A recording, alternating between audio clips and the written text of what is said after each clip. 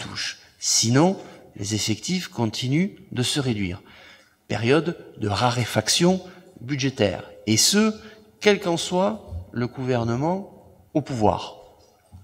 Et là, par conséquent, bien souvent, on demande aux communes, aux collectivités locales, de venir en appui à l'État et ses problèmes budgétaires. Alors, oui, on a été, et vous le savez, j'ai fait à de nombreuses reprises des interventions dans ce conseil municipal, l'une des dernières, pour pas dire la dernière commune de l'agglomération toulousaine, à se doter d'une police municipale. Oui, et vous le reconnaîtrez, Monsieur Terrail, que aujourd'hui 10 policiers municipaux pour une ville comme Colomiers, en proie à des difficultés sociales que nous connaissons tous et que nous essayons de maîtriser, ce n'est pas suffisant. Vous avez annoncé un doublement, ça reste, et ça on le reverra plus tard, un effort budgétaire que vous faites, mais par rapport à la taille, encore une fois, de la population, ça reste malheureusement minoritaire. Vous le savez mieux que moi. Quand vous demandez aux professions des policiers municipaux quel est l'effectif souhaitable, c'est un policier municipal pour 1000 habitants, sans rentrer dans les effectifs de nuit, voire des effectifs de week-end, parce que vous l'avez rappelé également, on sait tous que nous avons malheureusement qu'une seule patrouille de police la nuit, et qui est souvent appelée en renfort, notamment dans les quartiers difficiles de Toulouse. Alors que faire? Vous parliez tout à l'heure de la problématique du trafic de drogue. Moi, je vous ai écrit à ce sujet. Et moi, je réinvite mes collègues pour voir comment se déroule un trafic de drogue en pleine journée, aller à la gare, puisque là, vous allez avoir véritablement, certes, un point de gêne, mais les plus terrorisés. Et là, c'est pas un mot en l'air. Les plus terrorisés, parce que je les ai rencontrés, et je vous ai écrit à ce sujet, ce sont les commerçants. Et après, viennent les riverains. Avec des insultes, des menaces, ils n'osent même pas porter plainte. La réalité, elle est là. Et aujourd'hui, que peut faire une police municipale? Alors, qu'est-ce qu'ils font à la mairie de Toulouse? Alors moi, mairie de Toulouse, puisqu'effectivement, vous savez, Jean-Luc Moudenc s'était engagé, c'était une des thèmes de sa campagne, à doubler les effectifs de la police municipale. Eux aussi, ils sont confrontés à cette problématique-là. Il n'y a qu'une présence accrue de la police municipale, alors que, moi je vous rejoins, c'est pas son rôle, initialement. Ce n'est pas son rôle, mais aussi, ils sont confrontés à une réduction d'effectifs de la police nationale. À eux aussi, on demande quoi? On demande d'intervenir alors qu'ils n'ont pas la compétence nécessaire. Ce n'est qu'un travail de présence sur le terrain, et c'est malheureux à dire, qui fera que nous arriverons à regagner au sein de la République française ces terrains qui sont peu et prou aux mains de mafieux, appelez ça comme vous voulez, de petits caïds, pour reprendre une expression plus populaire. Et ça, aujourd'hui, ce n'est pas suffisant au niveau de la municipalité de Colomiers.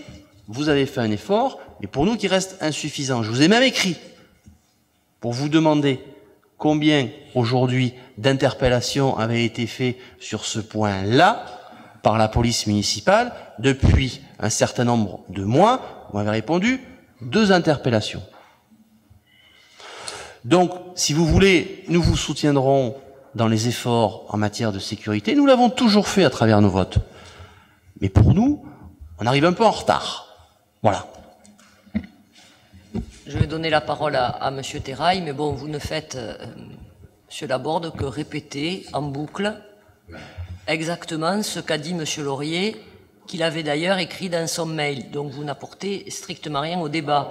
Vous faites que mettre bout à bout tout un tas d'événements, dont la mise bout à bout ou tout à trac, ça dépend comment on peut le dire, mais c'est la même chose, tend à renforcer l'idée que, évidemment, rien ne va sur cette commune, et donc vous préparez ce terreau très intéressant de la sécurité en vue d'une campagne électorale qui s'annonce très bien.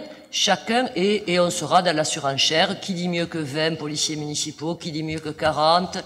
On va clôturer le débat parce que je pense que nous nous sommes tout dit. Je vais donner la parole à Monsieur Gimena puisque son groupe n'a pas encore parlé. Mais en effet, je n'irai pas sur ce terrain-là parce que je pense qu'il n'est pas probant, qu'il n'est pas opérant, ni pour maintenir la cohésion dans notre commune, ni pour permettre de réduire ces problématiques de criminalité. Voilà, je ne le pense pas. Je pense que ce n'est pas le bon niveau de prise en compte. Ça, c'est certain. Et j'en veux pour preuve, Monsieur Laborde, que quand bien même Jean-Luc Moudenc, que je respecte beaucoup par ailleurs, avait annoncé le doublement de sa police municipale et qu'il l'a mis en œuvre d'ailleurs, eh bien, les problématiques de sécurité sur sa commune, malheureusement, ne sont pas réglées. Et non. Donc, vous allez annoncer le doublement, le triplement, la multiplication des policiers municipaux, ce qui, en effet, ne pourra pas régler un certain nombre de difficultés, quand bien même, et si la police nationale, dans ses compétences régaliennes, ne peut pas intervenir. Et moi, je crois qu'ils ont les moyens de le faire et qu'ils vont le faire.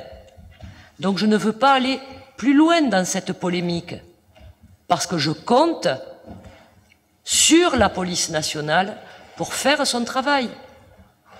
Et j'entends qu'ils seront au rendez-vous de cela. Et à ce moment-là, ils pourront compter sur la police municipale en soutien à ce travail de fond qu'il faut faire dans la complémentarité qui nous anime. Et c'est comme cela que je travaille, pas en attisant des haines, pas en jetant les gens les uns contre les autres, ceux qui habitent là contre ceux qui habitent là, ceux qui conduisent la voiture machin contre les autres, et en mettant dans un même sac un enfant, certes c'est condamnable, qui tape sur une institutrice, sans connaître d'ailleurs du tout, là encore une fois, les éléments de contexte de cette triste affaire. Parce qu'un enfant, quand même, qui est dans cette situation, est un enfant qui est en souffrance. Voilà, à 9 ans. Bien. Alors, ne mettez pas tout dans le même sac pour faire peur et pour jeter les gens les uns contre les autres. Voilà, je ne prendrai pas ce chemin-là, je ne le prendrai pas, et je resterai vraiment droite dans les valeurs qui m'animent, dans l'engagement que j'ai pris pour cette ville, de protéger toutes et tous, qu'ils habitent dans un endroit ou dans un autre. Et je le ferai avec aussi, parce que j'y crois encore, avec les moyens de la police nationale que l'État nous donne. Et je compte sur eux pour intervenir, oui, à Colomiers, dans les compétences qui sont les leurs, en complémentarité avec notre police municipale. Voilà, Monsieur Terrail, et après, Monsieur Gimena, et après on clôturera. Oui, 2 mots, Madame le maire. On en revient toujours à ces séparations de pouvoir entre la police nationale et la police municipale.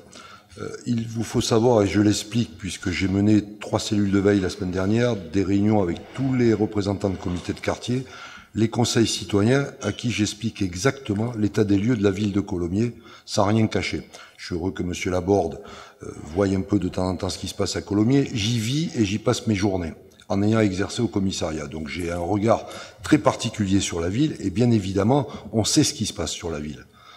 Il se trouve que, par exemple, sur le Villemale, nous avions été les premiers à alerter la police nationale en disant que nos petits dealers columérins avaient été remplacés par des dealers toulousains. La cache d'armes que vous avez évoquée sont des armes qui arrivent du Mirail. Il s'agissait d'une nourrice, et on ne va pas polémiquer point par point. Ce que je veux rappeler malgré tout, c'est que, comme on l'a annoncé au CLSPD, sur l'année 2017, malgré tout, nous sommes dans une délinquance maîtrisée, en dehors de ces épiphénomènes violents qui caractérisent pas la ville, et que malgré tout, les atteintes aux biens ont baissé sur la ville, et c'est sûr que quand on agite que les anathèmes d'un meurtre, d'un crime ou d'une affaire de terrorisme, forcément, ça crée un climat de peur. Comme je l'avais dit en début de mandat, ce genre de sujet, moi j'ai exercé dans la police nationale pendant 34 ans. C'est exactement le genre de discours des politiques de tous bords qui ont fait en sorte que la situation n'avance pas. C'est un chiffon rouge qu'on agite à chaque élection pour agiter la peur et pour attirer les votes, sans proposer de solutions correctes et adéquates. Moi, je peux vous garantir, et je suis prêt à en débattre avec n'importe qui de manière publique, ce qu'a mis en place Madame le maire et la ville de Colomiers, tous les pouvoirs du maire sont exercés. Quant aux moyens, pourquoi rajouter des moyens à des moyens tant que nous n'arrivons pas à obtenir une véritable complémentarité et un partenariat avec la police nationale? Pourquoi la police nationale sur Colomiers ne communique jamais sur les faits divers, laissant parcourir les rumeurs? Toutes ces problématiques-là, nous les analysons à la journée. Tous les mercredis, il y a une réunion avec la police nationale et le commissariat de Colomiers où nous évoquons, et faites-moi confiance, j'ai pas ma langue dans la poche sur ce sujet, toutes les problématiques de Colomiers. Les trafics de stupes, si vous aviez une recette miracle, écoutez, tous les maires de France vont vous les acheter. Tous les maires de France. Il vous faut savoir qu'en 14 ans, les effectifs de police municipale sur la France ont doublé. Toutes les polices municipales sont armées. J'ai pas vu un signal de baisse de délinquance suffisamment flagrant pour qu'on arrête de recruter. C'est bien la preuve que les maires font ce qu'ils peuvent. Vous avez vu le maire de Sevran qui a démissionné, le maire de Stein, UDI, qui est en passe de démissionner sur les problématiques. 1 milliard de chiffre d'affaires sur la drogue sur la Seine-Saint-Denis. Nous faisons des alertes à Colomiers et nous évaluons régulièrement notre service de tranquillité publique, justement pour que notre ville ne soit pas en bascule et que le territoire public ne soit pas occupé. L'espace public doit appartenir à la commune et nous veillons à ça. Mais il est évident que s'il n'y a pas de travail de fond, que s'il n'y a pas un véritable débat avec la population, que la population comprenne quel est le rôle de chacun, plutôt que d'agiter des anathèmes et de la démagogie. Vous avez l'exemple de Nice, Monsieur Laborde et Monsieur Laurier. 1200 policiers municipaux, 600 caméras, un camion de 19 tonnes qui circule en interdiction de circuler, 96 morts. Vous avez des recettes miracles pour tout. Nous essayons de prendre, avec Madame le maire, l'intégralité des pouvoirs de police du maire. En deçà, il faut changer la méthodologie. Pourquoi la police nationale ne s'est pas réformée? On attend beaucoup de M. Macron et sa sécurité du quotidien. Mais pour l'instant, c'est une coquille vide. Elle a été concentrée sur le Mirail. Mais en attendant, nous sommes demandeurs. Nous avons été la première commune du département à nous porter volontaires. Parce que nous avons la capacité ici à Colomiers, entre les moyens de prévention que nous mettons en place, les mesures sociales, le maillage de nos cités, de nos maisons citoyennes, d'avoir une ville qui pourrait être expérimentale en matière de sécurité. Mais pour ça, il nous faut un partenaire qui décide de nous accompagner. Parce que nous travaillons avec tous les partenaires. Mais à partir du moment où on travaille dans la clarté, et sans démagogie sur ce sujet-là, sans dogmatisme. Merci Monsieur Terrail. Monsieur Gimena. Chers collègues, je pensais qu'on allait effectivement travailler, en tout cas échanger, avoir ce débat en fin de conseil municipal, mais c'est tout aussi bien de commencer par ça, eu égard à l'importance du sujet. Et quand j'entends les représentants de la droite, je me dis que ce sujet est tellement important pour qu'il n'ait pas un jour la responsabilité de cette thématique dans notre ville. Alors effectivement, Colomiers vient de vivre une série d'événements graves qui impactent la conscience collective de notre ville. 3 événements précisément très distincts, on en a parlé, la cache d'armes, l'agression d'une professeure des écoles par 2 enfants et un véritable assassinat. Cette série spectaculaire ne doit pas cacher les coups de feu dus à d'éventuels règlements de compte au Sécheron et au Vignemale, vraisemblablement dus au trafic de drogue qui sévit dans plusieurs quartiers de notre ville, ça a été dit, tout comme les cambriolages, les voitures régulièrement brûlées et autres faits d'incivilité sur la voie publique, sans parler des violences intraconjugales qui sont aussi légion, avec les effets dévastateurs sur les femmes et les enfants. Il est important aujourd'hui, effectivement, de ne plus mettre sous le tapis les problèmes et de les exposer et de travailler là-dessus. Alors mon propos ne sera pas ici de rentrer dans l'analyse de la situation qui requiert du temps, des compétences multiples et surtout de la raison. Mais Monsieur Laurier préfère tirer sur l'ambulance. Avec Monsieur Laborde, il choisit de surfer sur les peurs légitimes des habitants à des fins électorales. 2020 approche à grands pas et ça bouge beaucoup dans le Landerneau columérin. Monsieur Laurier, sous vos airs débonnaires, vous préférez rajouter de l'huile sur le feu. Dans votre communiqué, vous vous demandez si les enfants du couple dont la maman a été sauvagement assassinée ont fait l'objet d'un signalement. C'est vraiment méconnaître le travail de la police et de la justice que de poser cette question. Vous vous étonnez de l'absence d'informations concernant le parcours a priori sulfureux du père locataire à Colomiers Habitat. Est-ce à dire que vous souhaitez que tous les habitants de la ville exposent leur casier judiciaire, leur parcours de vie pour déceler ou pas un quelconque risque pour la ville? Si oui, dites-le de suite. Oui. Ah ben d'accord. Donc, un casier judiciaire demandé à tous les gens qui souhaitent acquérir un logement à Colomiers Habitat, les bras m'en tombent. Mais ça ne m'étonne pas, ça fait écho effectivement à des tweets que vous avez déjà réalisés il y a quelques mois et qui révèlent votre véritable nature. Oui, tout à fait. Et surtout une idéologie politique. En ce qui concerne la cache d'armes dans notre ville, la première des choses à faire est de se féliciter du travail des enquêteurs, Monsieur Laurier. Plus précisément, c'est grâce à un travail de renseignement et d'investigation que cette découverte a été réalisée. Cet exemple éclaire la nécessité d'avoir des services de renseignement puissants au service de notre pays, donc de notre ville.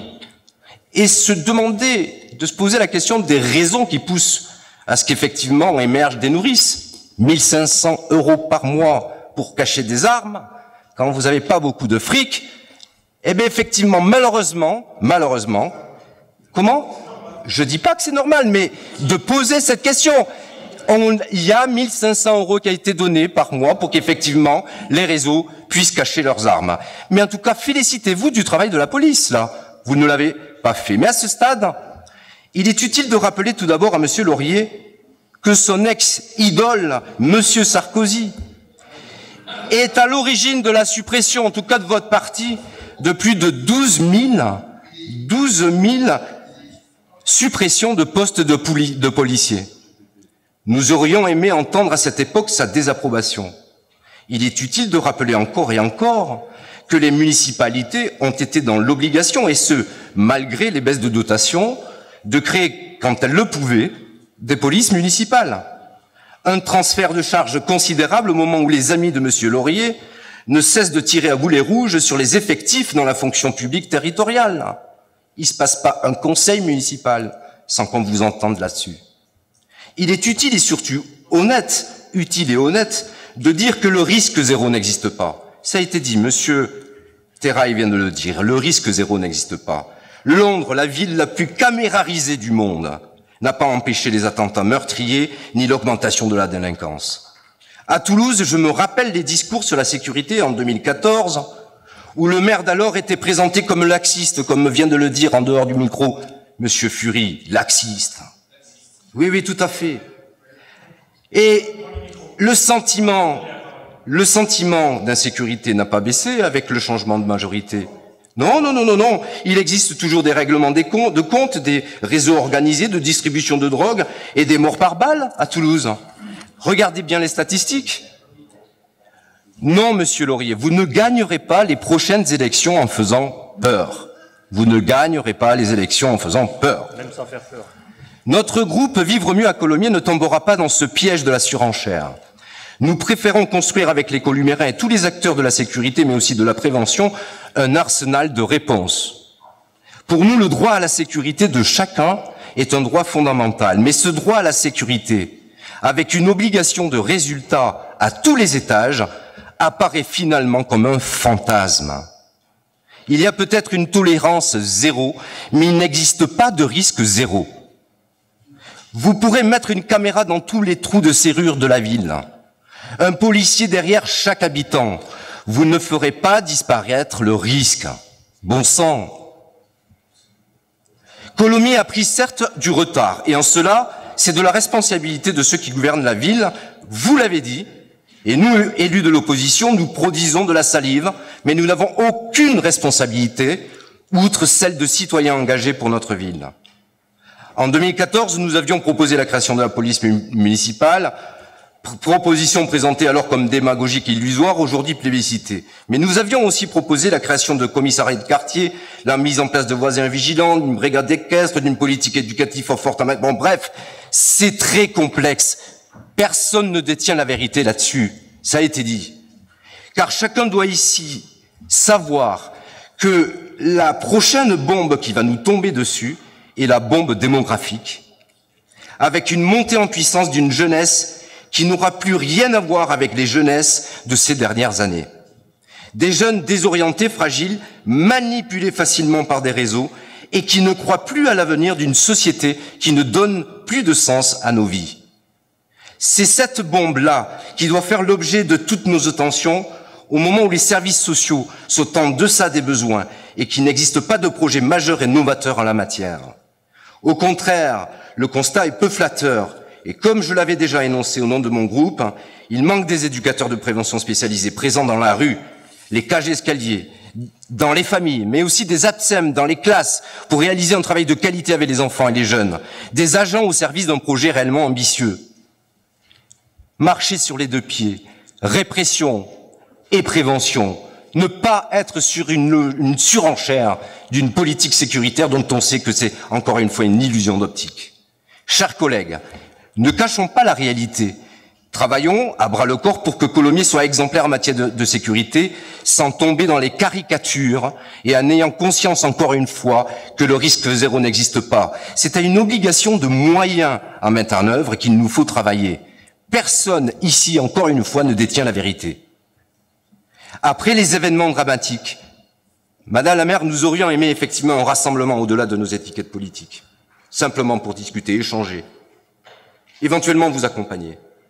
Être ensemble sur un événement effectivement unique en son genre dans l'histoire de la ville de Colomiers.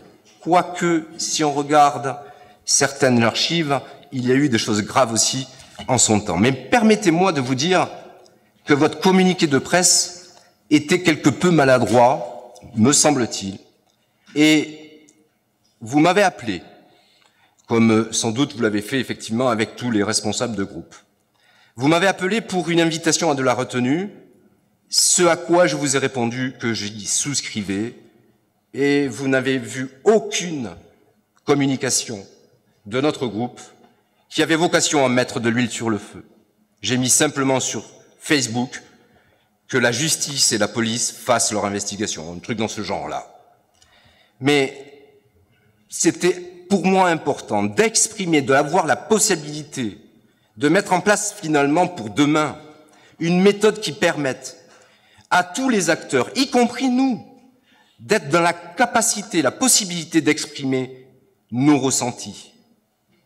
Parce que exprimer ses ressentis, c'est déjà un pas vers l'éradication de la violence, y compris au sein de cette Assemblée. Et un grand pas vers la reconnaissance de l'autre, la reconnaissance de chacun, enfants et adultes confondus. Et comme le dit l'avocat Henri Leclerc, que vous connaissez bien, en promettant la sécurité absolue comme résultat, Monsieur Laborde, on entre dans le domaine irrationnel du contrôle total, de l'asservissement intégral des vies, de l'environnement et du monde. Et je vous remercie de votre écoute. Merci beaucoup. Donc, je vous propose que nous clôturions maintenant sur ce sujet qui a permis, je crois, à tout le monde de s'exprimer. Mais en effet, lorsque j'ai reçu le mail, comme vous d'ailleurs, de Monsieur Laurier, je dois vous dire que je n'ai pas vraiment eu envie que nous nous réunissions dans un esprit de concorde. Voilà. Et pour, en effet, revenir d'un mot sur les questions de communiqué de presse, j'ai été harcelé par la presse toute la journée. Je n'ai envoyé que ce communiqué en répondant de façon avec les mêmes termes uniquement à la dépêche. J'ai été harcelé par tous les autres journalistes qui font, en effet, certainement leur travail, mais qui avaient besoin certainement d'avoir des élus au téléphone. On a tous été harcelés, j'ai refusé de répondre, et donc derrière, ça a brodé un peu. Je peux le regretter, mais il est vrai que, je ne sais plus, les jours sont passés vite. J'ai d'abord été dans l'action, en lien avec les services de la préfecture et de la police, y compris du département, et je veux remercier notre collègue Arnaud Simion pour le soin très discret qu'il a porté pour nous donner tous les jours des nouvelles des enfants. Et j'avoue que, à la réception du mail de Monsieur Laurier, j'ai préféré m'en tenir là. Bien. Alors, maintenant, nous allons pouvoir passer à l'ordre du jour, mais avant, un dernier mot d'information pour l'ensemble du conseil municipal, donc qui concerne Madame Amar, qui m'a écrit le 17 février, donc nous n'étions pas réunis depuis, en m'indiquant, Madame le maire, je vous informe que je démissionne du groupe En Marche pour Colomiers, je siégerai désormais en tant que conseillère municipale indépendante. Donc c'est noté, Madame. Oui, Madame. Madame le maire, chers collègues, effectivement, j'ai tout d'abord quitté le groupe majoritaire et j'en ai donné les raisons. Et aujourd'hui, ma décision, je voudrais signaler qu'elle s'inscrit dans la cohérence. En effet, je pense que pour être efficace et surtout crédible auprès de l'opinion, il convient d'adapter nos comportements aux idées que nous voulons incarner. C'est précisément face au non-respect de cet engagement par le groupe auquel j'appartenais, notamment lors de son absence et de sa non-décision du vote du budget, actes essentiels dans la gestion municipale, que j'ai décidé de quitter ce groupe. En revanche, je vous signale que j'adhère plus que jamais à la République en marche, dont je continuerai à défendre l'esprit et les positions au sein du conseil municipal. Je vous remercie. Bien. Donc, nous pouvons poursuivre avec l'approbation du procès-verbal de la séance du 12 février, pour lequel je n'ai pas eu de remarques ou d'observations. Qui s'abstient, qui vote contre, je vous remercie. Et je vais demander à Madame Kitegui, donc qui est arrivée, de bien vouloir procéder à la lecture des délibérés ou... Madame Amar, vous pouvez éteindre votre micro, s'il vous plaît, merci. Bon, mais Madame Vaucher va poursuivre alors, puisqu'elle avait commencé. Pardon. Excusez-moi, je suis désolée. Madame Vaucher. Oui. Alors, 17 délibérés. Décision du maire. Conseil d'administration des collèges et lycées, désignation des membres. Budget primitif 2018, budget annexe, restaurant administratif. Plan pluriannuel d'investissement, autorisation de programme et crédit de paiement. Fixation du taux d'imposition des 3 taxes directes locales pour 2018. Reconduction des bourses de mobilité dans le cadre du dispositif des jobs d'été avec Victoriaville au Québec en 2018. Installation d'une antenne relais de téléphonie mobile Bouygues Télécom sur le site sportif Michel Bendichou. Installation d'une antenne relais de téléphonie mobile Free Mobile sur le site sportif Michel Bendichou. Ticket sport saison 2017-2018. Attribution de subventions aux associations sportives. Déclaration préalable pour modification de façade, copropriété, quartier Sécheron. Vente d'un véhicule utilitaire, nacelle. Budget primitif 2018, budget principal. Rapport annuel pour l'année 2016 sur le prix et la qualité des services publics de l'eau potable et de l'assainissement collectif et non collectif. Recrutement d'agents vacataires pour effectuer les opérations de recensement. Quartier prioritaire politique de la ville, convention de portage dans le cadre de la convention d'opération avec l'établissement public foncier local du Grand Toulouse pour l'acquisition de la maison située 5 chemin de l'Ormeau. Projet d'échange foncier avec Opidea, Zac des Ramassiers. Et enfin, rapport annuel des marchés publics 2017. Merci, Madame Vaucher. Donc, nous pouvons démarrer maintenant l'ordre du jour du Conseil municipal avec le premier point, à savoir les décisions du maire. Est-ce que vous avez des questions sur ces décisions? Oui, Monsieur Laborde. Oui. Madame le maire, concernant Madame Moisan, sur donc la première page des délibérations, sur la numéro 3, la prestation de nettoyage et d'entretien des locaux associatifs et des maisons citoyennes qui a été confiée donc à l'association que nous connaissons bien ici, puisqu'il s'agit de la passerelle. Juste une information, est-ce que c'est la première fois qu'on contractualise ce type de service auprès d'une association, tout simplement? Oui. En effet, donc, dans le cadre de l'audit, dont j'avais d'ailleurs déjà discuté avec vous, audit qui a été conduit sur la direction et le service maintenance hygiène des locaux, il a été préconisé, pour améliorer les conditions de travail des agents, une réorganisation des interventions du service maintenance hygiène des locaux sur l'ensemble des bâtiments communaux, en proposant d'externaliser des interventions sur les locaux associatifs et les maisons citoyennes au regard des temps d'intervention, des contraintes horaires d'intervention aussi, et du morcellement de l'activité générant de nombreux déplacements pour nos agents. Donc, compte tenu de ce contexte particulier sur ces équipements-là, en effet, un marché a été construit, réservé à des associations d'insertion, et ce marché donc a été attribué à la suite de la consultation à l'association La Passerelle, retenue pour une durée de 48 mois à compter du 1er janvier 2018. Et non, monsieur, ce n'est pas le seul marché comme cela, puisque vous semblez ignorer que également l'IMCA bénéficie d'un marché spécifique pour l'entretien des espaces verts de la commune. C'est quoi le contexte ?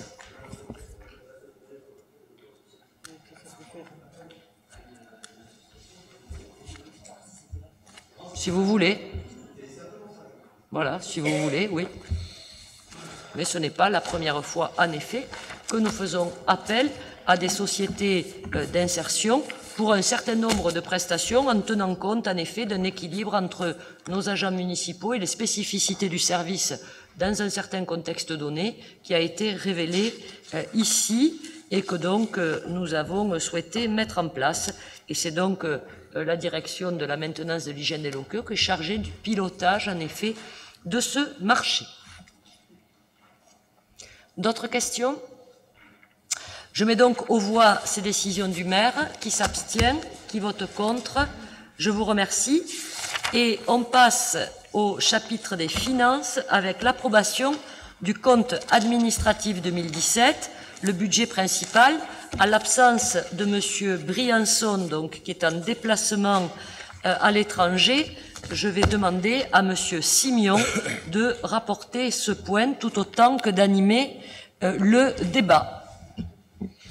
Oui, Madame le maire, chers collègues, je vais encore prendre la parole longuement à ce conseil municipal. Je vous prie de bien vouloir m'en excuser, mais je remplace donc au pied levé mon ami et collègue Philippe Briançon, qui est retenu pour des questions professionnelles. Vous savez, le vote du compte administratif, c'est un temps fort pour la vie d'une collectivité locale.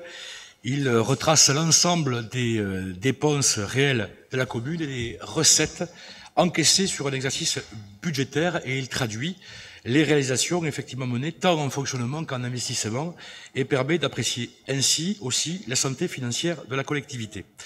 Alors, 3 temps, d'abord la présentation du rapport, les prises de parole, comme vient de l'indiquer Madame le maire, et puis forcément les votes seront appelés successivement, à la fois pour le quitus pour le budget, le compte administratif 2017 du PP, du budget primitif 2017, pour le compte de gestion, et également pour le budget du restaurant administratif 2017 et aussi le compte de gestion 2017 du restaurant administratif. Vous avez tous eu le rapport, je vais le commenter. Il est, je pense, Madame le maire, sur votre commande d'ailleurs, beaucoup plus complet que les années précédentes. Il permet de faire des comparaisons avec les CA précédents. Il est présenté de manière synthétique avec les points structurants de l'année sur la section de fonctionnement, avec forcément la constitution de l'épargne, et sur la section d'investissement avec les dépenses d'investissement et leur financement. Et il retrace donc les éléments d'analyse présentés lors du budget supplémentaire 2017 du débat d'orientation budgétaire et du BP 2018. Alors, la constitution de l'épargne, c'est un point important forcément, et l'épargne dégagée pour l'exercice 2017 se monte donc à 4,4 millions d'euros. Elle est à la fois le reflet de la poursuite de l'effort de gestion des services, d'éléments aussi conjoncturels sur les produits de gestion, la perception d'un rôle supplémentaire et la cession du local de la Poste, nous savons tous, pour 750 000 €, et également sur les charges de gestion en ressources humaines, avec notamment l'intégration, nous en avons longuement parlé, des effectifs de la police municipale en année pleine. Et donc, vous avez un graphique qui montre que donc la stratégie financière définie par Madame le maire en début de mandat est donc conforme, puisque nous tablions en début de mandat en 2014 sur une épargne annuelle de 3-4 millions d'euros sur tout le mandat. Nous arrivons en 2017 à 4,4 millions d'euros. Ce graphique-là vous montre tout simplement, effectivement, que si nous n'avions pas été contraints par l'effort de redressement des finances publiques, eh bien, nous aurions atteint vraisemblablement une épargne comprise entre 7 et 8 millions d'euros. Concernant les produits de gestion, ils sont restés globalement stables en 2017, avec donc une petite baisse de 0,5% par rapport à 2016. Et là, donc, vous avez des éléments chiffrés qui vous permettent là aussi de faire des comparatifs, avec notamment dotation et participation, c'est la partie qui concerne notamment la DGF, les retours de Toulouse Métropole, la fiscalité directe et tarifs et refacturisation. Sur le tableau que vous avez à la page suivante, vous avez donc clairement indiqué les dotations qui émanent donc de l'État directement. La DGF, qui était de 6,3 en 2014, qui n'est plus que de 3 millions d'euros au CA 2017. La satisfaction de voir les revenus, les subventions de la CAF maintenues à un très bon niveau avec 4,8 millions d'euros. Et nous allons donc voir par la suite les autres produits. Concernant les retours économiques de Toulouse Métropole, ils sont là aussi stables avec 29,5 millions d'euros. C'est dans cette dotation de 29,5 millions d'euros qu'il y a quelques modifications, notamment 50 000 € liés à la gestion des milieux aquatiques et de la protection des inondations. C'est pas la protection. Prévention. Merci Madame le maire. Vous suivez Madame le maire, merci. Donc 50 gestion des milieux aquatiques, voilà c'est ça. Prévention des inondations. Merci. Beaucoup plus savante que moi. Effectivement, 50 000 € qui ont été validés, notamment dans un transfert de compétences acté par la commission locale d'évaluation des charges transférées, la CLECT. Et puis en revanche, on remarque qu'effectivement que la dotation de solidarité communautaire poursuit son augmentation régulière, mais les retours économiques de toute métropole sont stables à 29,5 millions d'euros. La planche suivante évoque donc les dotations et participations, notamment ceux de l'État. J'en ai parlé déjà avec la dotation globale de fonctionnement, la DGF, qui, vous le voyez, c'est vertigineux. C'est l'érosion constatée de la DGF. Et je répète effectivement que si nous n'avions pas été contraints par les redressements des finances publiques, nous serions à une épargne de 7 à 8 millions d'euros. On constate une diminution de près de 6% sur l'exercice 2017. La dotation globale de fonctionnement s'élève à 2,4 millions d'euros. C'est une baisse de 1 million d'euros par rapport à 2016, qui vient donc confirmer la tendance constatée depuis 2014.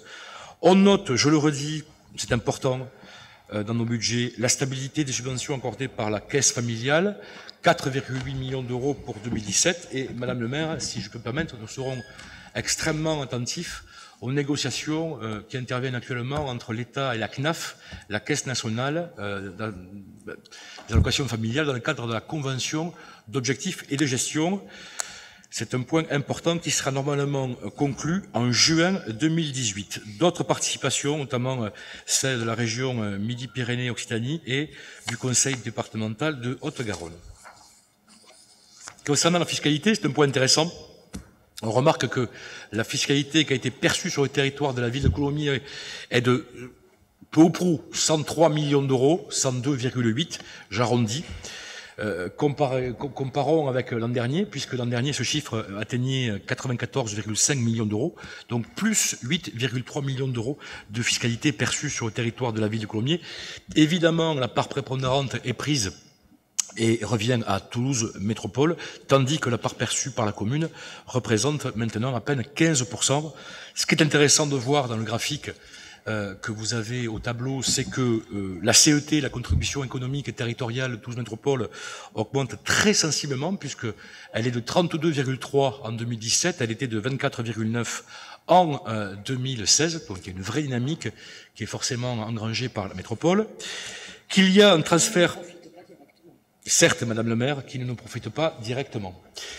Il y a un transfert fiscal cette année entre le conseil départemental et la région. C'est la raison pour laquelle la région perçoit 14,4 millions d'euros. Et puis, donc, la ville de Coulommiers, avec les deux principales taxes, la TH et la TFB, la taxe foncière sur le bâti, avec donc 15,6 millions d'euros comparé aux 14,9 de l'an dernier, dont 700 000 euros en plus pour la commune dans le cadre de la fiscalité, c'est quand même 4,1% supplémentaire. Concernant le tableau suivant, vous avez finalement la traduction de l'effort à la fois des ménages et des entreprises.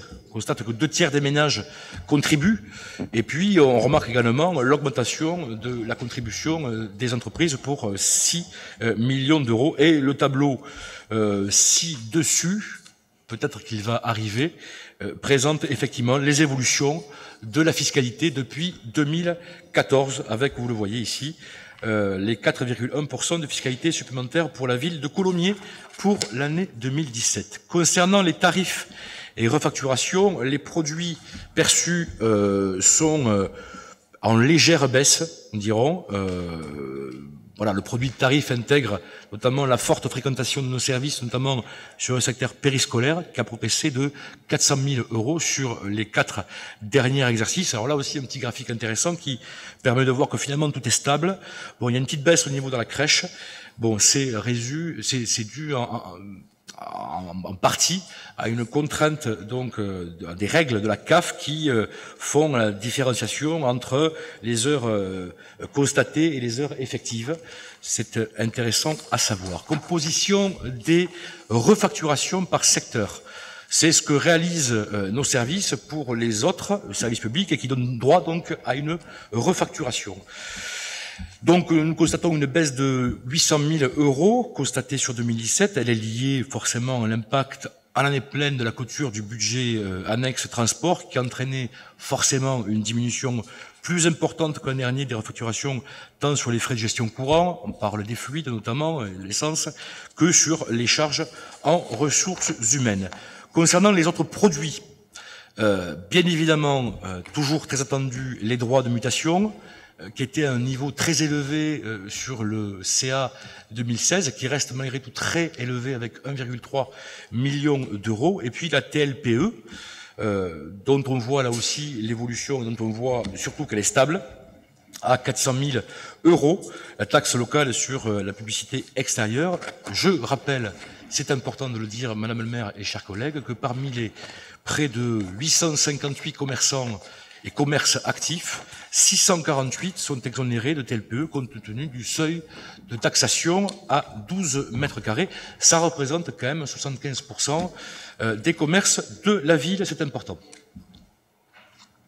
On a vu les produits, maintenant on voit les charges.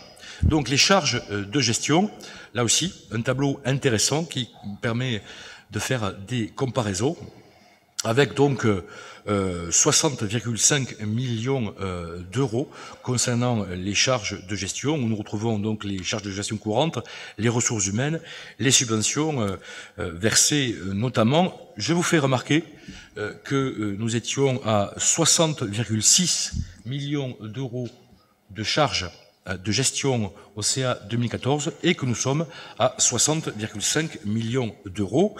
Concernant les charges de gestion par rapport à 2016, là, elles sont en légère progression. Elles évoluent en effet de 1,1 million d'euros, soit à peu près 2%. Et il y a deux raisons à cela. La variation principale concerne les ressources humaines, avec notamment l'impact du GVT externe. C'est quoi le GVT externe? C'est des décisions notamment qui ont été prises au niveau national avec l'augmentation du point, et c'est aussi le fameux PPCR. Si Philippe était là, il vous le dirait très bien, le parcours professionnel de carrière et rémunération, Madame le maire, qui donc permet d'améliorer les grilles indiciaires des agents et qui permet aussi de leur dérouler une carrière plus intéressante, notamment pour les catégories C. Donc, il y a ces impacts directs liés à la GVT externe, et puis il y a évidemment aussi l'impact année pleine de la police municipale. Je veux noter quand même que malgré ces deux faits, il y a une reprise, une maîtrise de nos dépenses de ressources humaines. Les charges courantes de fonctionnement, c'est les achats courants, notamment les denrées alimentaires et les frais liés au fonctionnement des services. Elles s'établissent à 11,3 millions d'euros. Elles sont stables par rapport à 2016. Elles traduisent forcément un effort qui est fait par les fonctionnaires municipaux. Et vous avez le détail donc par catégorie de charges courantes. Là aussi, à noter qu'au CA 2014, nous étions à 12 millions d'euros et que donc nous sommes au CA 17 à 11,3 millions d'euros. Les charges courantes de fonctionnement, elles intègrent, je l'ai dit, excusez-moi, je prie m'excuser, les ressources humaines, voilà.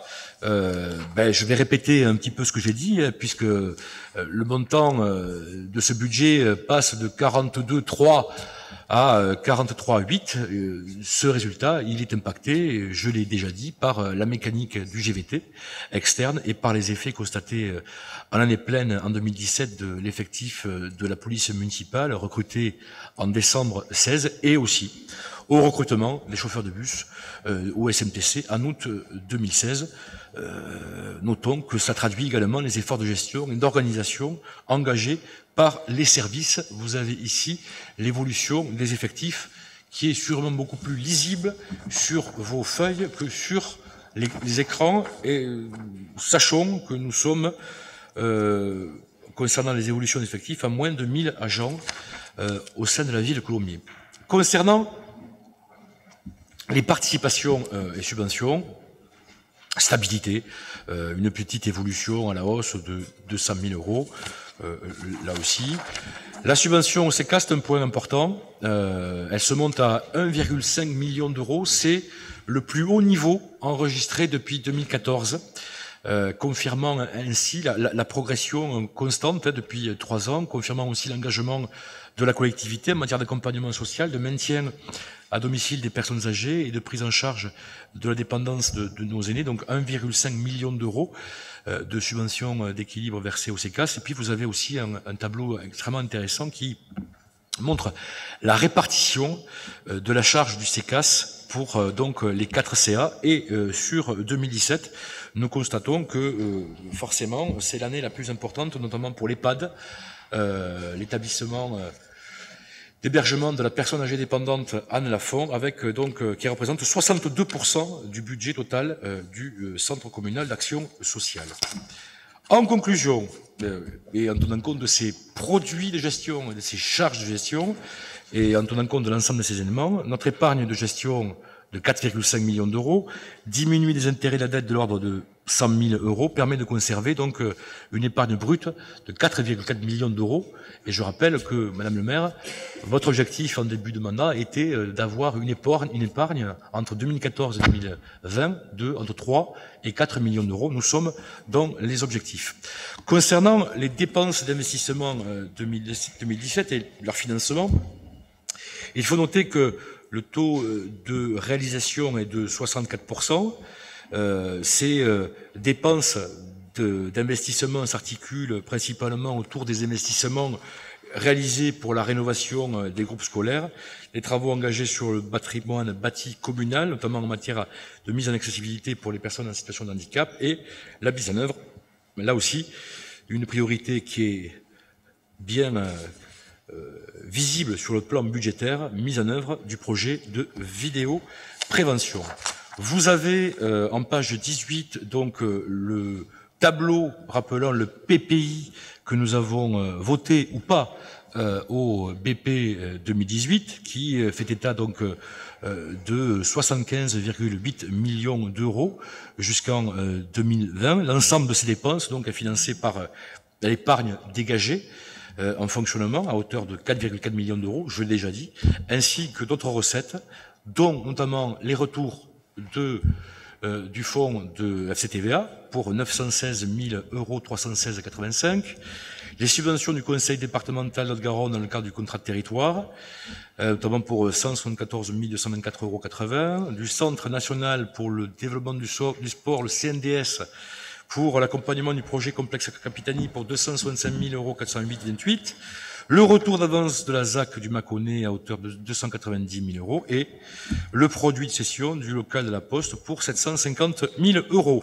Nous avions, fin 17, mobilisé un contrat de 1,5 milliard, enfin, en tout cas souscrit. Qu'est-ce qu'il dit? Voilà. Où vais-je?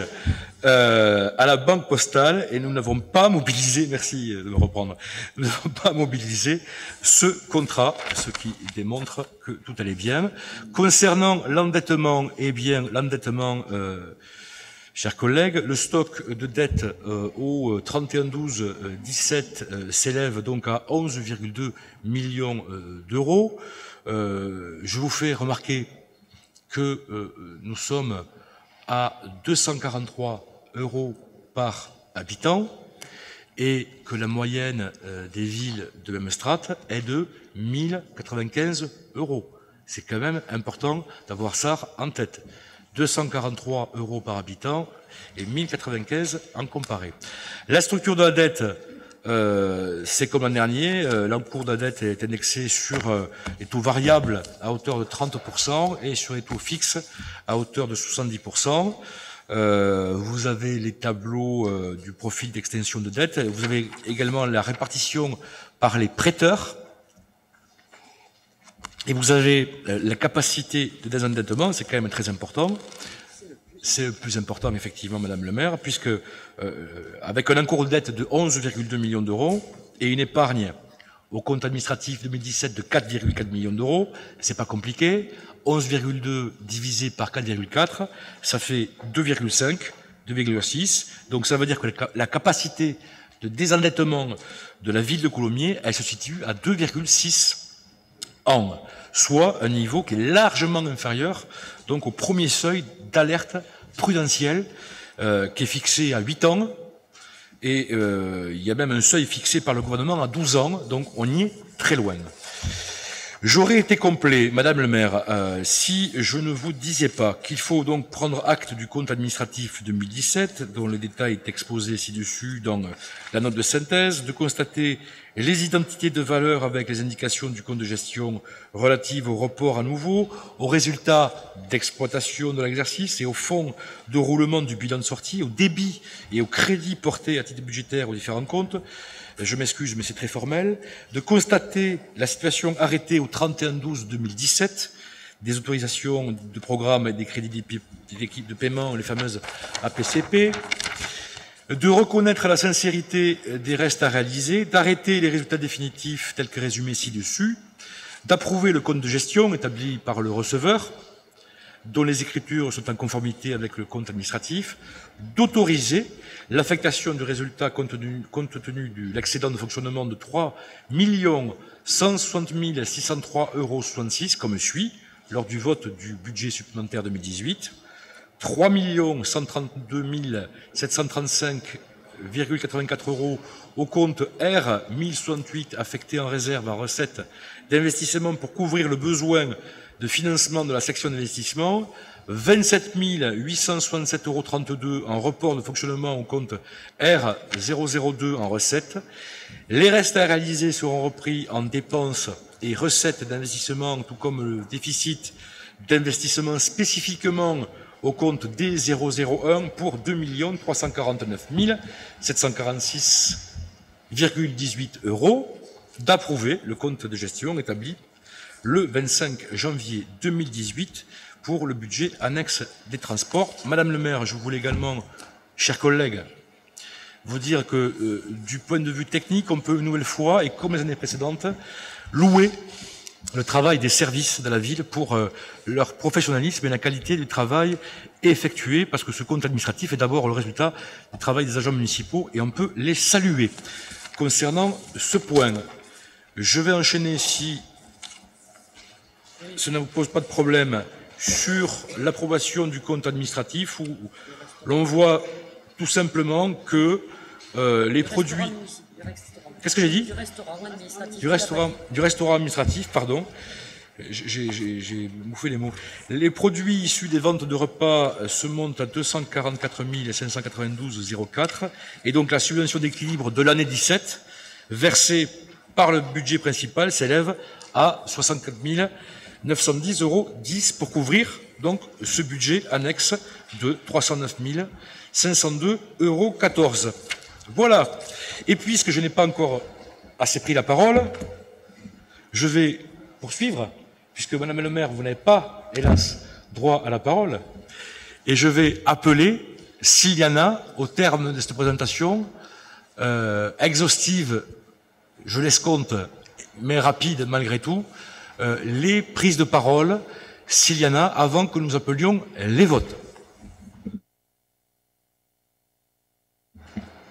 Oui, mes chers collègues, juste en fait pour rappeler ce que je rappelle chaque année, il ne s'agit pas de voter le budget qui a déjà eu lieu, ni même, pour notre part, d'organiser un débat qui a lui aussi déjà eu lieu dans le cadre du débat d'orientation budgétaire, mais les délibérations qui portent sur le vote du compte administratif, le vote également du compte administratif, et vous l'avez rappelé, annexe du restaurant, mais aussi de faire un point sur la gestion de la dette.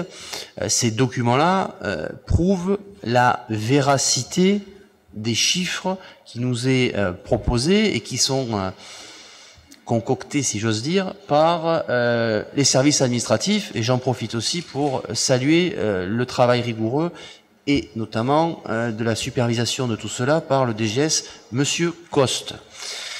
Pour notre part, même si Madame le maire ne sera pas là, mais je vous le dis parce que je suis persuadé que vous suivrez ça avec grande attention, comme nous le faisons chaque année, nous voterons pour ce compte administratif et ce compte administratif annexe, puisque en l'état actuel, rien aujourd'hui nous indiquerait le contraire, que les chiffres sont tronqués et les chiffres sont faux.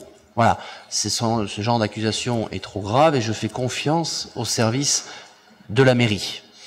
Vous dire également sur la gestion active de la dette, il ne s'agit pas là d'un débat, et vous l'avez rappelé, Monsieur Simion, que quand on compare les villes de même taille, effectivement, Colomiers est relativement peu endetté. Le propos, et j'arrêterai là, je ne commenterai pas les produits ni les charges, nous l'avons déjà fait, la rapidité à laquelle notre commune s'est endettée en l'espace de moins de 4 ans, passant de 0 à une dette aussi importante, avec des graphiques qui sont déjà faux, puisque nous allons continuer à nous endetter, et on le verra dans quelques délibérations plus tard, mais notre vote porte avant tout sur la confiance que nous faisons dans cette administration pour nous présenter ces chiffres-là. Et je tenais aussi à saluer l'équipe dirigeante, encore une fois, et son directeur général des services. Merci, Monsieur Laborde. Y a-t-il d'autres interventions? Monsieur Chili. Merci de me donner la parole. Je vous prie d'excuser le retard que j'ai eu tout à l'heure, et puis de m'autoriser à partir peut-être un peu avant la séance. J'ai une petite contrainte en début de soirée. Alors, il y aura pas de suspense. Nous, en conformité avec la position qu'on a adoptée lors du vote du budget principal, nous voterons contre ce compte administratif. Nous le voterons pour les raisons qu'on a discuté donc lors de ce débat, mais nous le voterons également parce que cette présentation n'est pas conforme à la réglementation en vigueur, puisque aucun de ces comptes n'est certifié. Aucun de ces comptes n'est certifié. On nous a souvent présenté cette non-certification comme étant un problème de délai. Ben, nous aurons aimé avoir cette certification dans les exemplaires qui nous ont été remis. Alors, j'ai juste quelques petites remarques à faire sur la présentation qui a été faite. J'ai un commentaire à faire sur le tableau de la page 3. Un commentaire à faire sur un des tableaux, le tableau de la page 8. Et puis enfin, une remarque à faire sur le graphique de la page 14. Alors, concernant donc le tableau sur l'évolution des produits de gestion, je voudrais vraiment, c'est une question de compréhension. Le chapitre 013, remboursement et charges RH, a augmenté de 300 000 euros, alors que les années précédentes, la variation,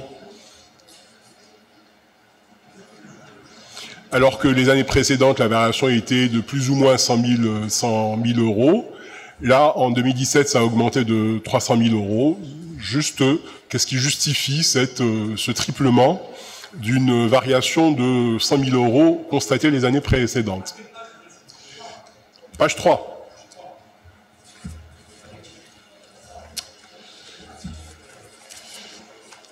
Alors, la deuxième remarque, c'est sur le tableau en page 7, donc qui décrit l'évolution des différentes taxes perçues. Je voudrais juste faire remarquer, c'est très certainement un problème de manipulation d'Excel, mais il y a un certain nombre de pourcentages de variations qui ne sont pas exactes. Je voulais pas dire faux, c'est vous qui avez dit faux. Qui ne sont pas oui, bon, d'accord, moi j'ai ça. Qui ne sont pas exactes. La taxe d'habitation des ménages 2016-2017 n'a pas augmenté de 1,4%, mais de 2%. Il y a d'autres variations qui sont pas, et puis il y a une variation qui est incompréhensible. La taxe foncière sur le patrimoine non bâti. C'est de 0 à 0, mais ça augmente de 3,2%. Bon, ça fait sourire, effectivement. Mais ça mériterait peut-être quelques petites explications. Je voudrais faire un commentaire sur la façon, vous êtes autorisé des comparaisons de 2014 jusqu'à maintenant. Je voudrais vous dire que depuis que vous êtes aux commandes, vous avez augmenté les taxes sur les ménages de 11,62%. 11,62%. Voilà. Ça, c'est un chiffre. Il y a à peu près 1 million d'euros, 900 000 euros. Donc voilà, c'est une façon de présenter l'évolution des chiffres qui peut être contestée. Enfin, une dernière remarque. Mais s'il vous plaît, n'y voyez pas une allusion aux pratiques de certaines municipalités qui le font à l'approche d'événements électoraux. N'y voyez pas du tout une allusion à ce type de pratique. Je voudrais juste savoir pourquoi, alors que depuis... Pardon, page 14. Alors que depuis 2014, les montants accordés aux associations ont diminué. Ces montants ont diminué de plus de 660 000 euros. Pourquoi 2017, on a un accroissement net des subventions donc accordées, à peu près 100 000 euros, à la louche, 100 000 euros. alors que les produits que les recettes, que les produits de gestion ont baissé, certes pas de façon extrêmement importante, 0,5%, mais tout de même les produits de gestion ont baissé. Je vous remercie.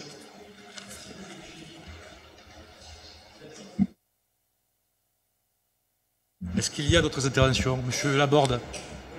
J'ai oublié juste une petite question, je suis persuadé que Madame le maire me répondra. Effectivement, nous sommes dans une commune qui officiellement ne dépasse pas encore 40 000 habitants, mais qui va pas tarder à le faire. On parle aujourd'hui d'encadrement des dépenses des collectivités locales à travers un projet ou pas qui s'appliquera à notre commune de contractualisation, notamment sur la base... D'accord. C'était la question, tout simplement. Faut pas que tu parles. Faut pas que tu parles. Faut pas que tu parles. Mais si, je peux parler. Je peux pas juste vraiment faire, monsieur Laborde. C'est pas la strate de commune qui marque l'entrée dans la contractualisation, vous le savez, j'espère. C'est le montant des charges de fonctionnement de plus de 60 millions d'euros. Voilà. Et oui, faut réviser avant de venir. Juste. Alors, y a-t-il d'autres prises de parole ou pas? Madame Martine Berry-Seven. Oui, nous voterons favorablement, même si on s'est abstenu au niveau du budget. Mais là, nous voulons remercier tout le travail du service comptable à qui nous faisons vraiment confiance au niveau de ces chiffres. D'autres interventions ou pas? Monsieur Delioménen. Oui, merci. Oui, comme j'étais absent aux deux précédents conseils municipaux, je suis pas hors sujet, mais je soutiens effectivement la politique menée par donc, notre groupe, et donc je voterai pour effectivement sans problème, sans pouvoir dire que le PPI il est en conformité, il suit, et qu'effectivement on mène une véritable politique de service public en conformité à ce qu'on a engagé il y a quelques années. Merci. Merci Monsieur Ménen. D'autres interventions? Quelques réponses rapides, très rapides, Madame le maire, chers collègues. D'abord à Monsieur Laborde qui n'a pas omis, et il a raison de remercier lui aussi les agents municipaux et les fonctionnaires municipaux.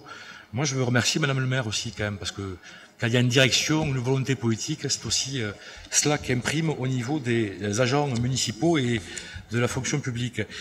Monsieur Keshidi, j'ai pas très bien tout saisi dans les interventions que vous avez faites, notamment sur page 3 à la page 7.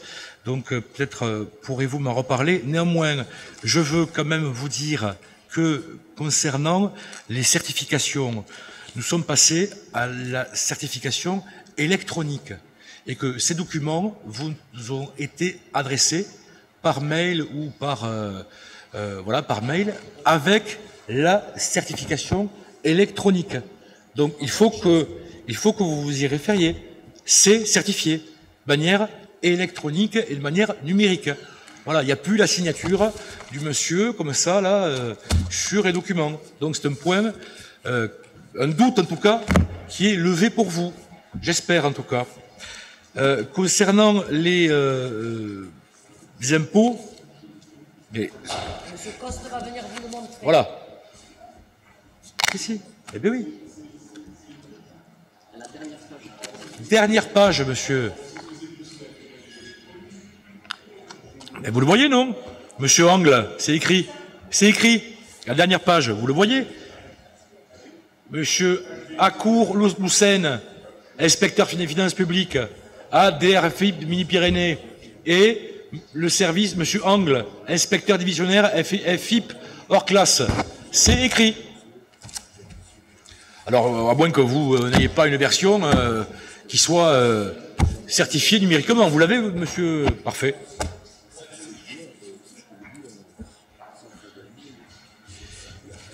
Il y avait une question également de monsieur... Vous avez trouvé monsieur Keshidi ou pas?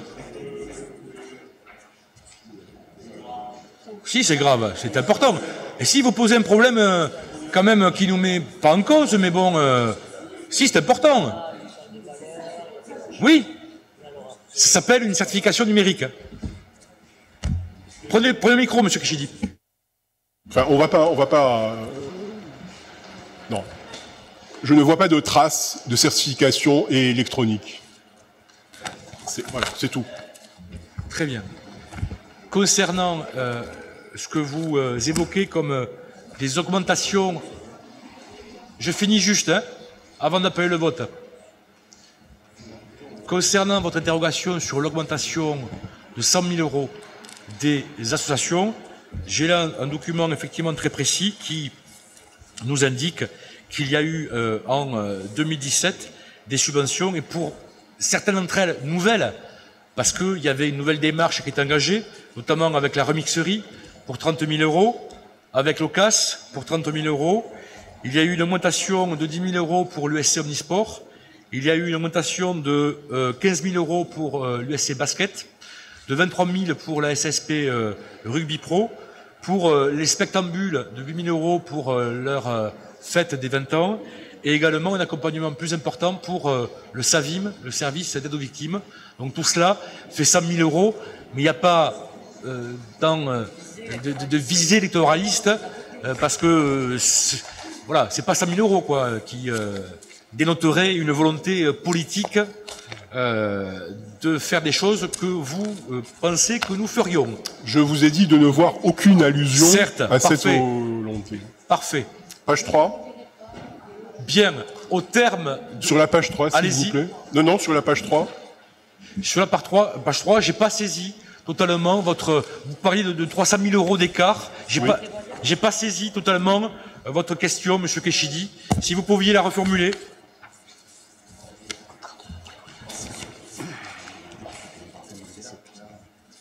Bon, ce sont des contrats en prévoyance sur des agents qui étaient en maladie et qui sont plus importants en 2017 qu'en 2016.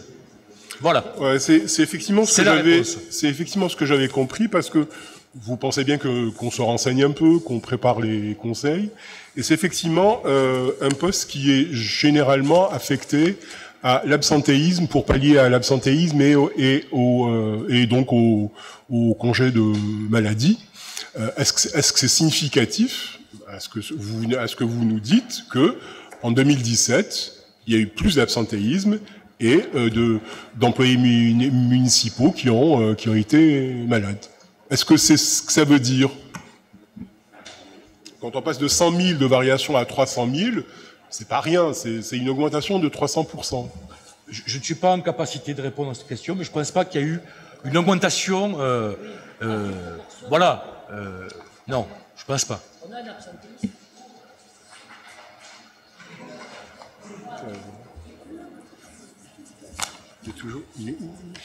Il est toujours aussi mieux. Hein? Oh, s'il vous plaît. Le micro, monsieur Keshidi, s'il vous plaît, excusez-moi. Merci. Oui, il faut que vous sortiez, madame le maire, s'il vous plaît.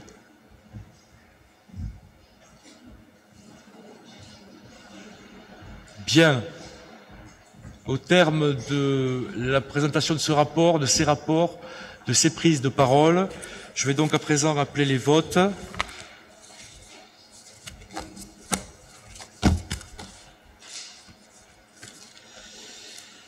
Bien, sur le compte administratif 2017, qui est pour? Qui est contre? Qui s'abstient? Merci. Sur le compte de gestion du BP 2017, qui est pour? Qui est contre? Qui s'abstient? Merci. Concernant le compte du restaurant administratif pour l'année 2017, qui est pour? Qui est contre? Qui s'abstient? Et pour le compte de gestion du restaurant administratif pour l'année 2017, qui est pour? Qui est contre? Et qui s'abstient? J'ai fait une bêtise? Ah, c'est le compte de gestion que nous votons. Hein. On a voté le compte administratif du restaurant administratif. Ah, je ne sais pas si vous n'avez pas écouté. On a voté d'abord le compte administratif du BP 2017. Après, on a voté le compte de gestion du BP 2017. On a voté le compte administratif du restaurant administratif 2017. Et maintenant, nous votons le compte de gestion du restaurant administratif 2017. Donc, je rappelle les votes sur le compte de gestion du restaurant administratif 2017, qui est pour, qui est contre et qui s'abstient. Voilà. Merci, chers collègues. Nous pouvons rappeler Madame le maire, si elle veut bien revenir. Elle sera ravie d'apprendre qu'elle a le quitus du conseil départemental pour le budget. Qu'est-ce que j'ai dit? Je suis décidément un petit peu fatigué ce soir. Madame le maire, vous avez quitus. Voilà.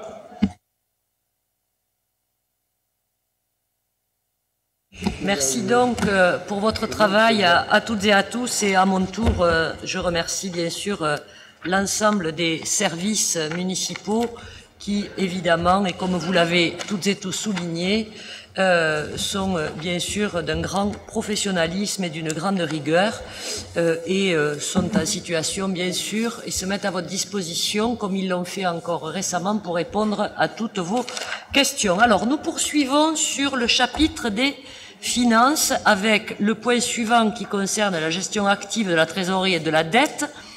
Il en a été question, donc comme vient de le rappeler M. Simion, au terme de l'exercice 2017, l'encours consolidé, en ce compris la dette contractée auprès du SDEG, s'élève bien à 11 227 001,33 €. Des choix de gestion ont été encore une fois réalisés cette année, notamment poursuivre le désendettement auprès du SDEG par le paiement direct de la charge restant à la ville de Colomiers au titre des travaux réalisés, 85 353 €. La ville de Colomiers rembourse les annuités d'emprunt souscrits par le SDEG dans un souci d'optimiser le coût de cette dette, puisque nous bénéficions par la dette du SDEC, effectivement, d'un effet volume intéressant et plus intéressant, compte tenu de l'échelle de cette collectivité, du syndicat, pardon. Voilà, ces raisons techniques permettent de figer à taux fixe une partie de l'encours de dette de la ville de Colomiers. Ensuite, bien sûr, nous nous assurons de bénéficier d'un outil performant de gestion active de la trésorerie. Le 5 mai 2017, un contrat de ligne de trésorerie a été souscrit pour 4 millions d'euros, ce qui nous permet en effet de travailler sur cette gestion de la trésorerie. Vous avez le tableau de bord de la dette consolidée avec les banques concernées et les montants concernés, et puis le tableau des crédits de trésorerie, donc les 4 millions auprès de la banque postale qui ont fait l'objet d'un tirage à concurrence donc de 1 800 000 €. Voilà, et le profil d'extinction de la dette conforme à ce que vient d'indiquer Monsieur Simion tout à l'heure, avec les fameux ratios qui nous mettent tout à fait à l'abri de toute inquiétude. Des questions, des observations? Bien, je mets donc aux voix cette délibération. Qui s'abstient? Qui vote contre? Pardon, on prend acte, oui. Qui est d'accord pour prendre acte? Merci. Prendre acte, tout à fait. Merci beaucoup et pardonnez-moi.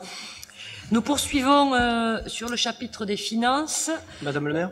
Oui. Excusez-moi de vous interrompre. Je vous en prie. Je vais changer de place parce qu'il y a une fuite. Rapprochez-vous de nous, Monsieur Kasmarek. Oui, non, mais il y a une place qui est libre là-bas. C'est pareil, elle se rapproche de nous aussi. Je voulais faire cette intervention mettez-vous, que personne... vous le souhaitez. Voilà, que personne n'y trouve une symbolique au déplacement de... Oh. Voilà. Oh. Allez vers la droite.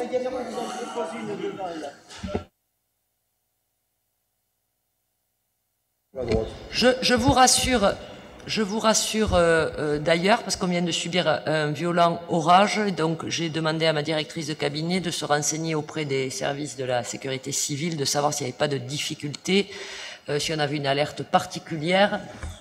Pas d'alerte au moment où nous parlons, parce que évidemment nous sommes parfois un peu post-traumatisés après les épisodes de violent orage de juin 2014.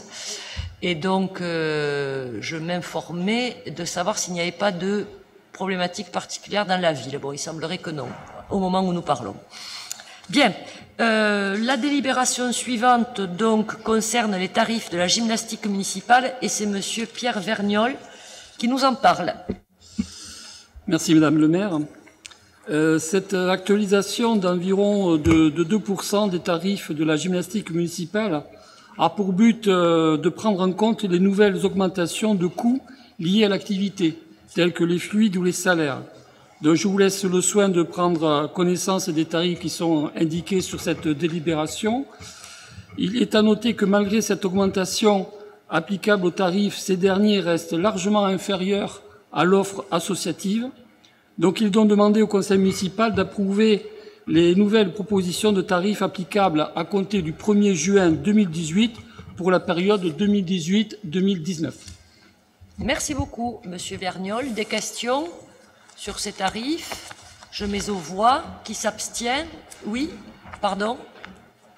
Non, c'était simplement une remarque que chaque année nous refusons. Nous refusons l'augmentation de ces tarifs. Ça correspond aussi à la délib numéro 8, qui est du même acabit. Donc nous voterons contre pour être en cohérence avec les votes qui sont les nôtres depuis le début du mandat concernant l'augmentation des tarifs municipaux.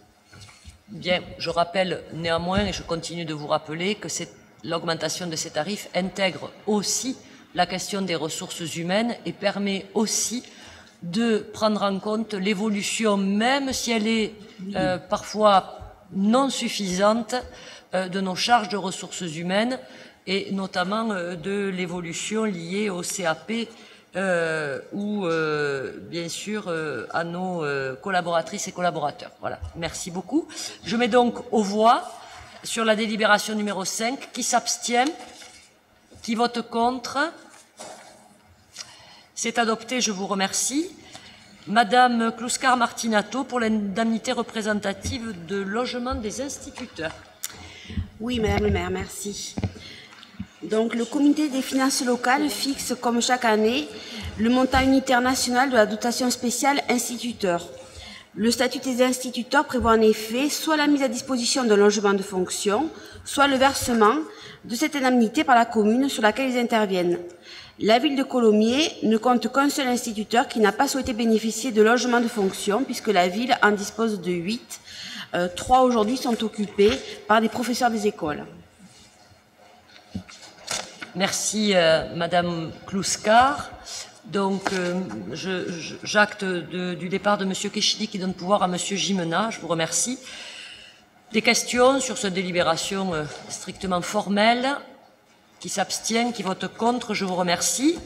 Monsieur Vergnol, un raid des collectivités avec la participation d'agents de la collectivité, on va les aider. Oui, le raid des collectivités est une manifestation sportive réunissant des agents élus de collectivités pour une compétition le temps d'un week-end. Courses d'orientation, canoë, tyrolienne, telles sont les épreuves qui seront proposées aux participants issus de toute la France. Lancé en 1999, ce raid connaît un succès jamais démenti. À noter que ce raid se déroulera les 2 et 3 juin 2018 à Millau. La ville de Colomiers a donc souhaité accompagner ses agents territoriaux et propose au conseil municipal de prendre en charge les frais d'inscription à hauteur de 660 €, correspondant aux frais d'inscription pour les 5 agents retenus. Merci beaucoup.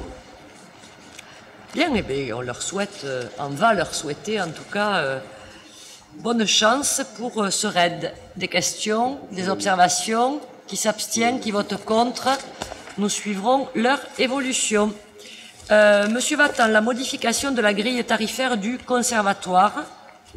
Oui, Madame le maire, chers collègues, Eh bien, moi aussi, je dois vous demander de voter une légère augmentation des tarifs du conservatoire, une augmentation de 2%, qui correspond pour les coefficients familiaux les plus faibles à 1 euro et pour les coefficients les plus élevés à 6 euros.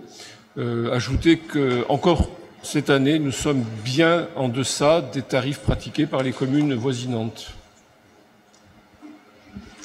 Merci beaucoup, Monsieur Vattan. Des observations? Monsieur Gimena a déjà porté une observation. Oui, Madame Boubidi. Oui, bonsoir. Comme je l'ai dit déjà en commission la dernière fois, mais on n'était pas très nombreux, on avait l'année dernière ajouté une tranche pour les émises, vous savez, au niveau des tranches de coefficients. Et je vous avais fait remarquer que la tranche entre 680 et 1200 euros pour un de coefficient, ça fait quand même, on passe pratiquement de 600 à 1200, ça fait pratiquement le double. Aux émises, l'année dernière, on avait rajouté une tranche intermédiaire, ce qui permet d'étaler un peu le coût. Je pense que ça pourrait être étudié également avec les tarifs du conservatoire. Ça permettrait, parce que quand on passe de 681 euros de coefficient familial, ça fait pas non plus des gros revenus quand on a 2 enfants. En revanche, 1200 ou 1200 ou plus, ça commence, on a quand même déjà de quoi avoir un peu de revenus pour se payer des loisirs plus facilement. Donc on en avait parlé l'année dernière d'uniformiser tout ça. Et vous avez raison. Voilà. Et donc, alors j'ai pas été alertée sur vos discussions en commission. Vous avez d'ailleurs donné satisfaction l'année dernière sur un travail qui avait été réalisé dans la commission sport avec Philippe Briançon. Oui. Et on avait regardé pour souscrire à votre proposition. Donc, si vous avez fait la même observation, là, j'ai pas eu... Non, mais ce que j'aimerais bien, c'est qu'on y travaille pour la prochaine fois, en sachant que, oui, bien sûr. En plus, ça pourrait permettre un petit peu de compenser pour certaines strates, certaines populations qui n'ont pas trop d'argent, justement de compenser un petit peu les 2% d'augmentation que nous on trouve normal puisqu'il y a les fluides, tous les salaires, hein, voilà. Mais mais ça permettrait justement de pas impacter trop certaines tranches de population qui utilisent ces services. Voilà. Bon, donc je demanderai au service de bien vouloir le noter pour que, suite aux remarques qui sont faites en commission, s'il y a un arbitrage à faire, on puisse le faire ensemble. Je n'ai pas été... Juste l'étudier en commission. Oui, mais si on l'étudie en commission, ça veut dire que la délibération doit arriver avec les éléments pour que je puisse vous répondre oui, non, voilà. Donc là, j'ai pas d'alerte, ça m'inquiète un peu. Alors maintenant, il commence à faire un peu frais, mais le chauffage va être rétabli. Voilà. Donc, je note, Madame Boubidi, je maintiens, parce qu'il nous faut quand même, voilà, délibérer sur les tarifs, mais cette fois-ci, ça ne passera pas au travers. Je mets donc aux voix qui s'abstient, qui vote contre. Alors, je recommence. Qui s'abstient? Qui vote contre? Très bien, je vous remercie.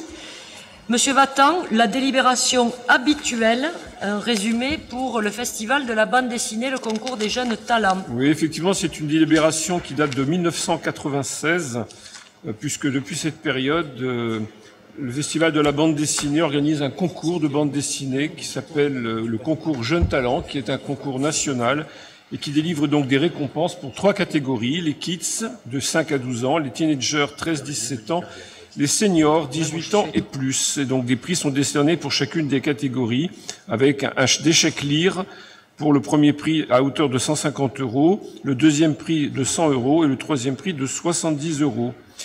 Voilà, d'autres prix sont d'ailleurs offerts par les partenaires de la ville de Colomiers. Pour l'année 2018, donc, nous procédons, comme pour les années précédentes, avec un lancement des candidatures au mois de juin-juillet, et puis un jury qui est composé autour d'un président qui est l'adjoint au maire délégué à la culture, représentant Madame le maire, accompagné de l'adjoint au maire chargé de l'éducation, 3 représentants du pôle culture de la DSCDA, 2 artistes dessinateurs régionaux professionnels, un représentant de la vie associative Columérine, un représentant des partenaires de la ville de Colomiers, le Rotary, un représentant du conseil régional et 2 représentants du conseil municipal des jeunes. Ce jury se réunira cette année le 6 octobre 2018 de 9h30 à 12h30. C'est un samedi. Et donc la proclamation du palmarès aura lieu comme chaque année durant le festival, c'est-à-dire le 17 novembre 2018. Voilà, Madame le maire.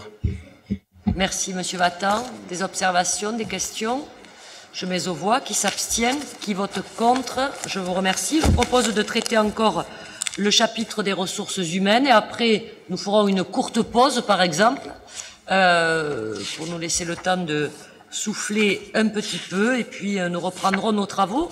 Donc, la délibération suivante au chapitre ressources humaines concerne le tableau des effectifs. Il recense, comme vous le savez, les postes et les emplois créés dans la collectivité. Il fait l'objet de création, suppression de postes et ou de mise à jour régulière dans le courant de l'année, au regard notamment de l'évolution de l'organisation administrative, des mobilités internes, pour permettre aussi la nomination d'agents bénéficiant d'avancement de grade, de promotion interne ou de reclassement pour inaptitude physique, après avis des commissions administratives paritaires compétentes. Cela permet bien évidemment à la collectivité de s'assurer qu'il y a bien des postes vacants ou en voie de le devenir avant de nommer une personne. Sur cette délibération classique qui vous est proposée, les points marquants sont évidemment l'évolution de l'effectif de la police nationale, nous n'y reviendrons pas, et puis l'évolution aussi concernant avec un poste supplémentaire pour la direction ressources, organisation et performance, et plus particulièrement pour un agent complémentaire au service des systèmes d'information au regard de l'augmentation du parc informatique. Voilà les points marquants de ce tableau des effectifs. Est-ce que vous avez des questions? Je mets donc aux voix. Qui s'abstiennent? Qui vote contre? Je vous remercie. Je vous propose une pause jusqu'à 21h. Et nous libérons Monsieur Laborde pour son voyage. Et on vous souhaite bon voyage, chers collègues.